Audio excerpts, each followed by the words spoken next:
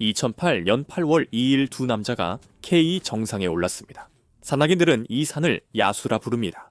한 명은 몇 시간 내에 죽고 다른 한 명은 사건을 세상에 알립니다. 두 친구는 소수만이 서본 곳에 있었습니다. 해질 무렵 한 명은 사라지고 다른 한 명은 수년간 세상을 속인 이야기를 합니다. 하지만 그 이야기는 사실이 아니었습니다. 여기선 진실이 사람보다 늦게 사라집니다. 하지만 몇 년 뒤 새로운 증거가 더 어두운 것을 암시했습니다. 그날 K에서 있었던 진실은 마르코의 이야기와 완전히 다를 수 있다는 것이었습니다. 영웅이 목숨을 구하며 죽은 것일까요? 아니면 살아남은 사람이 그곳에서 실제로 일어난 일에 대해 거짓말을 한 것일까요? 이것은 친구의 죽음에 대해 거짓말을 한 K 등반가와 그 이후로 산을 따라다닌 비밀에 대한 이야기입니다. 익스트림에 오신 것을 환영합니다. 마르코 콤포르톨라는 자신이 산에서 태어나 이탈리아 발푸르바의 희박한 공기가 처음 들이마신 공기였다고 말했습니다. 그리고 그 이야기는 정말 그에게 잘 어울렸어요. 빙에서 자란 소년이 높은 곳을 향해 나아가는 운명은 신문사들이 좋아하는 이야기였습니다. 그는 아버지가 매듭을 묶고 붉은 눈을 다루는 모습을 자연스럽게 보며 자랐습니다. 가이드는 집안의 피에 흐르고 있었습니다. 마르코가 10대가 되었을 무렵 그는 아버지를 따르기로 결심했습니다. 그는 18세에 공인 산악 가이드가 되었다며 자랑했습니다. 이는 최연소로 유니언 인터내셔널의 The Association de Guides des Montagnes International Federation of Mountain Guides Associations 배지를 받은 사람 중 한 명이었습니다. 배지 획득은 쉽지 않았습니다. 지원자들은 며칠간 알프스에서 힘든 시험을 치렀습니다. 그들은 크레바스 구조, 눈보라, 항법 훈련, 시야가 가려지는 상황을 연습하며 노출된 능선의 비박에서 머물렀습니다. 대부분은 동상에 걸린 손가락과 공포에 질린 눈빛으로 돌아왔습니다. 다른 이들은 처참하게 실패했습니다. 그리고 마르코가 살아남았을 때 그는 너무 아슬아슬하게 통과해서 그의 교관들조차 놀랐습니다. 그 아슬아슬한 승리가 전설의 시작이었습니다. 20대에 그는 롬바르디 알파인 구조대에 합류했습니다. 모두가 내려올 때 올라가는 사람들이 바로 이들입니다. 이들은 재난을 향해 올라가죠. 매우 힘든 일이었습니다. 눈사태 현장에 늦게 도착하는 일입니다. 그곳의 승리는 시신을 온전히 들고 오는 것이죠. 마르코는 그란 제브루에 약 300번 올라 모든 균열의 이름도 알고 있다고 했습니다. 그 수치는 불가능해 보였지만 그 계곡에서는 아무도 이의를 제기하지 않았습니다. 그가 헬리콥터 구조까지 등반 횟수에 포함시켰지만 마르코는 신경 쓰지 않았습니다.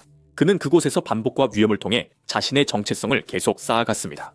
머지않아 알프스는 마르코에게 익숙해지고 너무 작게 느껴졌습니다. 히말라야의 다른 곳에서 고지대 삶의 위대한 드라마가 펼쳐지고 있었고 그는 그 짜릿함을 꼭 함께해야 한다고 느꼈습니다. 2000년대 초반 마르코는 히말라야 고산 원정을 시작했습니다. 2004년 에베레스트 등반 발표만큼 주목받은 원정은 없었습니다. 이 혼돈의 여정에서 잠시 옆길로 새겠습니다. 익스트림 커뮤니티의 일원이 되고 싶으시다면 여러분만을 위해 제작된 독점 영상을 시청하고 다른 콘텐츠를 먼저 접하며 콘텐츠 투표에도 참여하실 수 있습니다. 저희 패트리온에 함께하세요. 그곳에서 뵙겠습니다. 마르코 콤포르톨라의 에베레스트 등반은 이미 17,000피트가 넘는 숨이 턱 막히는 고도의 티베트 고원에서 시작되었습니다. 첫 번째 큰 장애물은 약 23,300피트까지 솟아오른 얼음벽인 노스콜이었습니다. 이곳에서 마르코와 그의 팀은 크램폰을 푸른 얼음에 박으며 1000피트에 달하는 이 절벽을 고정 로프를 타고 올라가야 했습니다. 위에서는 끊임없이 얼음이 무너질 위험에 노출된 채로 말이죠. 코를 지나자 진짜 시험 북동 능선에서 시작됐습니다. 마르코는 캠프 1을 지나 바위 능선을 몇 시간 동안 올라갔을 겁니다. 해발 약 24,750피트의 캠프 2에서 27,500, 28,000피트에 위치한 악명 높은 새 절벽을 향해 이동했겠죠. 두 번째 절벽에는 해발 약 28,140피트 지점에 거의 100피트 높이의 수직암벽이 있습니다. 이곳에는 유명한 중국 사다리가 있습니다. 산소가 부족해 지친 몸을 제트기가 나는 고도에서 거의 수직에 가까운 사다리를 타고 끌어올린다고 상상해보세요. 필요한 육체적, 정신적 노력은 거의 상상할 수 없을 정도입니다. 세 번째 단계를 지나면 마지막 도전은 정상 능선이었습니다. 이곳은 해발 28,500피트 위에 위치한 길고 헷갈리기 쉬운 횡단 구간입니다. 희박한 공기 속에서 한 걸음 한 걸음 내딛는 것마다 엄청난 의지력이 필요합니다. 마르코가 해발 29,032피트 정상에 섰을 때 그는 놀라운 업적을 이뤘습니다. 북쪽의 가장 큰 위험은 데스존에서 오래 머물러야 한다는 점입니다. 두 번째 단을 내려올 때는 이중 로프를 더 높은 곳에 고정해 사용하는 것이 올라갈 때보다 더 어렵습니다. 피로, 탈수, 저산소증이 찾아오면 간단한 일조차 생사를 건 싸움으로 변하게 됩니다. 그가 이탈리아로 돌아오자 신문들은 그의 이야기를 자랑스럽게 보도했지만 마르코는 멈추지 않았습니다. 그는 보조 산소 없이 등반했다고 밝혔지만 이 주장은 등반 커뮤니티의 의심을 샀습니다. 정상 근처에 독립 목격자와 등정 사진이 없었습니다. 베이스 캠프에 있던 몇몇은 그가 산소 없이 등반했는데도 너무 멀쩡해 보였다고 말했습니다. 마르코는 아무런 답변도 하지 않았지만 2년 후인 2006년에 안나푸르나로 향했고 그곳에서 실비오 몬디넬리와 합류했습니다. 이것은 그가 14개의 26,000피트 본구리를 모두 오르려는 도전의 한 걸음이었습니다. 마르코는 안나푸르나 등정이 얼마나 대단했는지 다시 이야기합니다. 떨어지는 바위와 체력 소진 속에서도 그와 실비오가 정상에 오른 이야기를 전합니다. 하지만 이탈리아 등산계 일부는 그 세부 사항들이 완전히 일치하지 않았다고 기억합니다. 원정 기록에 따르면 두 사람은 정상보다 약 40분 아래 사봉에서 멈췄다고 합니다. 실비오가 혼자 계속 올라가는 동안 마르코는 너무 지쳐서 더 이상 갈 수 없어 뒤에 남아 기다렸습니다. 하지만 그 이야기가 고향에 전해질 때 그 작은 세부 사항은 마르코의 이야기에서 빠졌습니다. 그는 그 이야기를 계속해서 반복해서 말해서 했는데 그의 눈은 초점을 잃은 채 마치 자신만 볼 수 있는 영화를 보는 것 같았습니다. 2008년 마르코는 K 기슭에 도착해 26,000피트 넘는 14개의 정상 중 또 하나를 등정해야 했습니다. 그는 자신의 운명이 한 엔지니어와 어떻게 얽히게 될지 전혀 알지 못했습니다. 제럴드 맥도넬 엔지니어들은 보통 연구시설, 기업 환경 또는 컨설팅 회사에서 일하는 경우가 많습니다. 이 엔지니어가 왜 고지대 본구리에서 일했을까요? 아일랜드인 제럴드 맥도넬은 27세 엔지니어로 얼음으로 덮인 알래스카로 이주했습니다. 친구들은 그를 저라 불렀고 그는 1998년 더 나은 일자리를 찾아 알래스카로 갔다고 늘 말했습니다. 하지만 그때 아일랜드는 켈틱 타이거 붐 경제 호황을 겪고 있었습니다. 이 시기는 아일랜드가 유럽에서 가장 가난한 나라에서 가장 부유한 나라로 급격히 성장한 시기였습니다. 사실 그를 진정으로 부른 것은 알래스카의 산본구리들이었습니다. 다음 5년 동안 제르는 한 번도 산을 올라본 적 없는 도시남자에서 이미 에베레스트 산을 목표로 삼은 경험 많은 등반가로 변신했습니다. 제르의 가장 눈에 띄는 변화는 수염이었습니다. 그의 수염은 이제 도시남자의 깔끔한 수염이 아니라 턱과 뺨을 덮는 거칠고 두꺼운 모습이었습니다. 바로 이 수염과 그의 눈에서 결코 사라지지 않는 깊은 친절함이 어우러져 동료 등반가들은 제르에게 예수라는 별명을 붙여주었습니다. 2003년 그는 에베레스트 정상 등정을 목표로 아일랜드 원정대에 합류했습니다. 그의 팀원 중에는 동료 등반가 믹 머피도 있었습니다.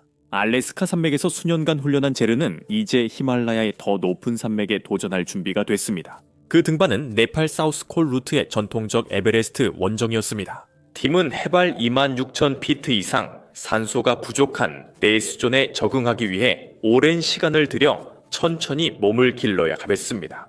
등반가는 큰 신체적 부담을 겪을 수 있습니다. 그리고 자레의 말에 따르면 그는 산에서 희박한 공기와 혹독한 추위에 맞서며 깊은 고통을 겪었다고 합니다. 하지만 이런 고난 중에도 자레의 정신은 빛났습니다.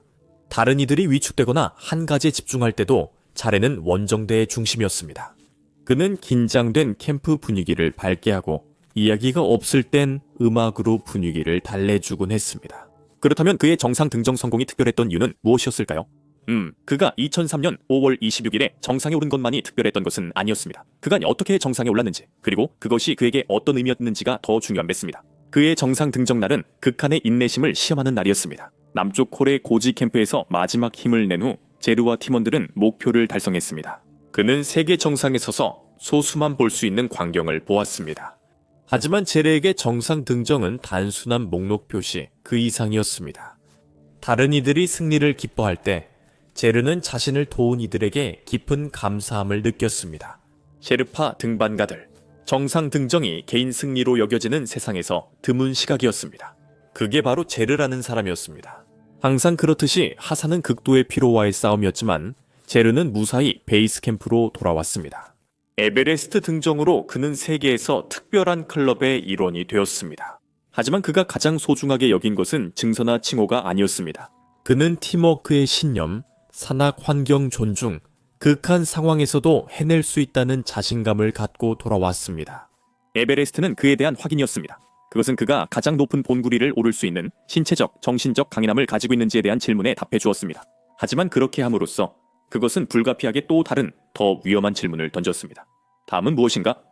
2006년 제르는 브로드 피크를 등반했으며 그곳에서 그는 팀원들 중 누구보다 먼저 정상에 오르며 뛰어난 실력을 보여주었습니다.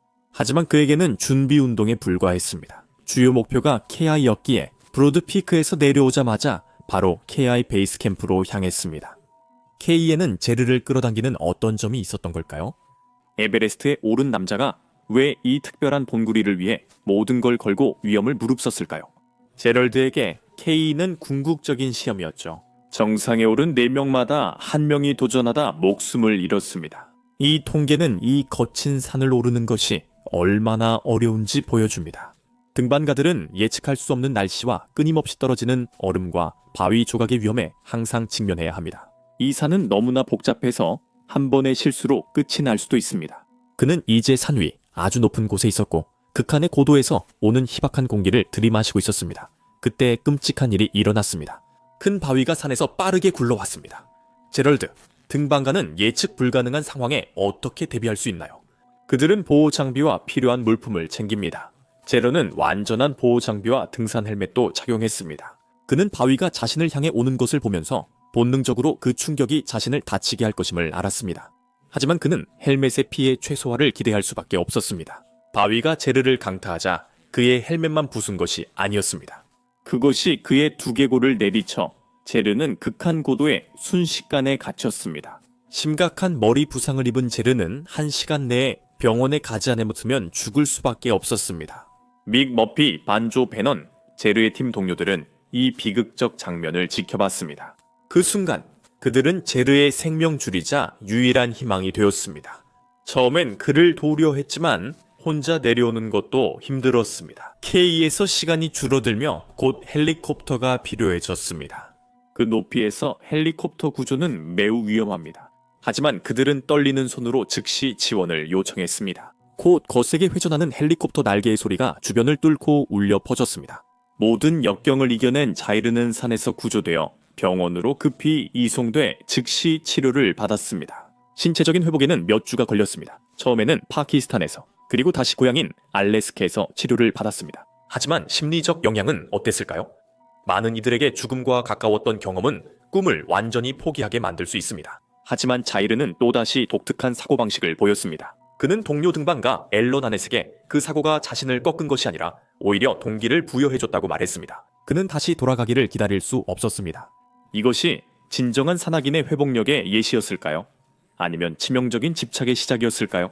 불과 2년 후 자이르는 한때 자신의 몸을 망가뜨렸던 그 산을 다시 바라보고 있었습니다. 하지만 그의 정신은 여전히 굳건했습니다. 정상에 오르기 전까지는 절대 물러서지 않겠다고 다짐했죠. 2008년 시즌에는 네덜란드 팀, 대한민국 팀, 노르웨이 팀, 그리고 이탈리아의 마르코 콘포르톨라와 같은 독립 등반가 등 여러 국제팀이 그 산에 올랐습니다. 팀들은 안전한 등반을 위해 로프 설치에 협력하기로 했습니다.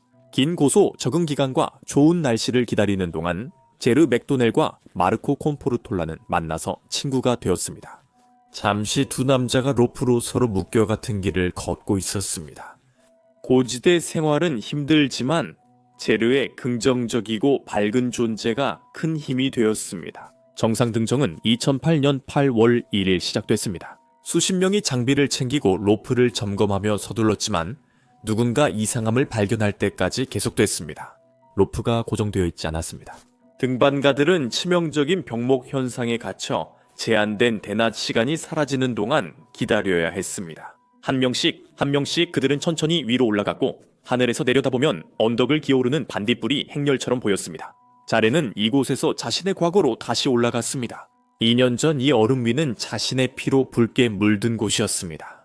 이제 그의 아이젠이 경사면을 파고들 때 자레는 온도와는 상관없는 차가운 두려움을 느꼈을까요? 얼음이 로프에 스치는 소리마다 또 다른 눈사태의 시작처럼 들렸을까요? 그의 마음속에서는 그의 심장이 갈비뼈에 익숙한 리듬으로 뛰고 있었을까요? 몸이 찢기고 부서졌던 기억을 떠올리면서 말이죠. 글쎄요, 그래도 자레는 내색하지 않았어요. 마르코는 항상 미소를 짓고 다른 등반가들의 안위를 더 걱정하던 남자만을 기억할 뿐입니다. 마침내 2008년 8월 1일 금요일 밤 마르코 콤포르톨라와 제르 맥도넬은 둘 다 K 정상에 섰습니다. 경험 많은 마르코에게 있는 오랜 등반 업적의 기념비적인 추가였고 모든 전문 고산 가이드와 등반객에 중요한 이정표였습니다. 하지만 제르에게는 이것이 깊은 개인적 승리였고 자신이 거의 목숨을 잃을 뻔했던 산을 정복할 수 있다는 확신이었습니다. 그들은 지친 얼굴로 카메라를 향해 웃으며 사진을 찍었습니다. 하지만 축하의 시간은 곧 끝나고 말았습니다. 이미 어둠이 내리기 시작했고 위협적인 찬바람이 드러난 피부를 핥히기 시작했습니다. 그리고 축하할 때마다 산소통의 소중한 공기는 점점 줄어들고 있었습니다. 그들은 떠나야 했습니다. 하산하는 길의 상황이 위험하게 변하기 시작했습니다. 병목 구간이라고 불리는 믿을 수 없는 구간에서 건물 크기의 거대한 얼음 덩어리가 아무런 경고도 없이 무너져 내렸습니다. 빙하가 무너지면서 등반가들을 휩쓸었고 무엇보다도 위에 남아있던 사람들의 생명줄이었던 고정 로프가 끊어졌습니다. 최소 17명의 등반가가 고립됐고 자이르와 마르코도 포함됐습니다. 그들은 하산에 거의 진전이 없었습니다. 고정 로프는 사라졌고 그들은 너무 어두워서 아무것도 고칠 엄두조차 낼 수 없었습니다. 선택지는 단 하나뿐이었습니다. 그들은 날이 밝을 때까지 기다려야 했고 그것은 곧 28,000피트 이상의 고도에서 아무런 보호막 없이 밤을 보내야 한다는 뜻이었습니다. 그 자리에서 마르코는 필사적으로 눈 속에 작은 구멍 2개를 파서 자신과 자이르가 그곳에서 밤을 보낼 수 있도록 하였습니다. 그들은 팔다리가 심하게 동상에 걸려 움직일 수 없게 되지 않기를 바라며 그곳에 머물렀습니다. 다음날 아침 두 사람은 지치고 동상에 걸린 채 구멍에서 나왔지만 밤을 견뎌낸 것에 깊이 감사했습니다. 최악의 상황입니다. 더 이상 무슨 일이 잘못될까요? 하산 중 그들은 아래에서 엉킨 밧줄을 발견했습니다. 그 안에 세 남자가 있었습니다. 이들은 한국팀 등반가 효경, 김, 주믹보트, 패송보트였습니다. 정말 참혹한 광경이었습니다. 몇몇은 무거운 배낭에 매달려 거꾸로 뒤집힌 채로 있었고 팔다리는 로프에 뒤엉켜 있었습니다. 두 명은 더 이상 움직이지 않았고 추위와 희박한 공기에 완전히 멈춰 있었습니다. 게다가 그들은 안전한 턱이 아니라 가파른 사면을 지나고 있었습니다. 여기서 한 번만 미끄러지면 병목 구간 절벽을 따라 수천 피트 아래로 떨어질 수 있었습니다. 자레 맥도넬과 마르코 콤포르톨라는 데스존에서 밤을 견디고 멈췄습니다. 그들의 생존은 빠른 하산에 달렸지만 그냥 지나칠 수 없었습니다. 3시간 동안 자레와 마르코는 남자들을 구출하려 애썼습니다. 그들의 손가락은 매듭을 더듬고 아이스 X는 얼어붙은 밧줄을 쪼았습니다. 그들은 의식을 잃은 남자들을 구출하려고 끌고 밀었습니다. 하지만 아무리 애를 써도 그들의 노력은 헛된 것처럼 보였습니다. 그리고 바로 여기서 이 이야기는 도덕적으로 논란이 되는 장으로 들어갑니다. 이 시점에서 마르코는 완전히 지쳐 한계에 다다랐습니다. 그는 아직 남자들을 구하려는 자이르를 바라봤지만 마르코는 더 이상 등반가들을 구할 수 없다고 느꼈습니다. 그리고 그도 그들처럼 될까 두려워 마르코와 자이르는 함께 하산하기로 했습니다. 그것이 계획이었습니다. 그들은 할 수 있는 건 다 했고 이제 자신을 구할 때였습니다. 하지만 마르코가 경사면을 내려갈 때 자이르는 따라오지 않았습니다. 마르코는 처음에 친구가 바로 뒤에 있다고 믿었습니다. 안개가 짙고 시야도 안 좋으며 무정히 연락도 끊기고 있었습니다. 하지만 뒤돌아보니 자이르는 없었습니다. 그는 여전히 시신 근처 어딘가에서 밧줄에 얽혀 있었습니다. 그것이 마르코가 자이르를 마지막으로 본 순간이었습니다. 몇 시간 뒤 마르코는 혼자 병목 구간 아래에 도착했습니다. 그의 산소는 다 떨어졌고 발은 얼어붙었으며 한 걸음 한 걸음이 마치 칼날 위를 걷는 것처럼 느껴졌습니다. 그는 겨우 캠프사에 도착했고 구조대원들이 동상과 혼미한 상태로 발견했습니다. 기자들이 오자 그는 이야기를 전했습니다. 마르코는 자레가 고귀한 선택을 했다고 말했습니다. 그는 3명의 등반가를 돕기 위해 남았고 그로 인해 목숨을 잃었습니다. 이야기는 빠르게 퍼졌고 자신을 희생해 다른 사람을 구한 아일랜드인에 관한 것이었습니다. 그것은 아름답고 비극적이었으며 전 세계적으로 큰 화제가 되었습니다. 하지만 그 후 며칠 동안 이야기의 다른 버전들이 나타나기 시작했고 그것들은 마르코의 이야기와 일치하지 않았습니다. 아래 캠프에 있던 몇몇 등반가들은 마르코가 예르가 죽었다고 주장한 시간보다 훨씬 뒤에 예르가 살아있는 것을 봤다고 말했습니다. 다른 이들은 마르코가 하산한 뒤에도 예르가 부상당한 등반가들을 도왔고 두 번째 시로크 붕괴에 휩쓸렸다고 주장했습니다. 그 지점에서 이야기가 갈라집니다. 나중에 마르코에게 무슨 일이 있었는지 묻자 그의 대답은 계속 달랐습니다. 한 인터뷰에서 마르코는 자이르가 추락했다고 했고 다른 인터뷰에서는 자이르가 서 있던 자리에서 얼어붙었다고 단호했습니다. 다른 인터뷰에서는 첫 붕괴 후 제르를 다시 본 적 없다고 했습니다. 누가 묻는지에 따라 말투가 달라지고 이야기할 때마다 새로운 빈틈이 생겼습니다. 카메라가 켜지자 마르코의 사건 이야기는 점점 굳어져 결국 그가 받아들일 수 있는 하나의 이야기로 변했습니다. 밀라노 공항에서 열린 기자회견에서 마르코 콤포르톨라는 자신이 갇힌 한국 등반가들을 도우려고 3-4시간이나 남아 있었다고 기자들에게 말했습니다. 그는 그건 제 마음에서 나온 행동이었고 그 대가를 치렀습니다. 라고 말했습니다. 하지만 맥도넬이 펜바 갸르제 셰르펙에 건넨 카메라는 전혀 다른 이야기를 보여줬습니다. 이 사진들은 나중에 마르코가 아닌 제가 남아 도왔다는 핵심 증거가 됐습니다. 구조 기록조차 마르코 설명과 달랐습니다. 마르코는 전 세계에 제가 이미 죽었다고 했지만 위성 데이터와 등반가들의 증언에 따르면 저희는 몇 시간 동안 살아있었고 마르코가 하산 중 다른 이들을 도왔을 수도 있습니다. 마르코의 이야기가 왜 자꾸 달라졌을까요? 그것이 트라우마로 인한 기억 혼란이었는지 아니면 진실이 드러나기 전 이야기를 통제하려던 의도였는지 궁금합니다. 그날 산에서 살아남은 유일한 전문 가이드가 마르코였으니 그가 얼마나 압박을 받았을지 짐작할 수 있습니다. 질문은 결국 그에게 향했죠. 그는 친구를 버리고 자신만 살려고 했던 걸까요? 아니면 그는 정말로 자이르가 죽었다고 믿었던 걸까요?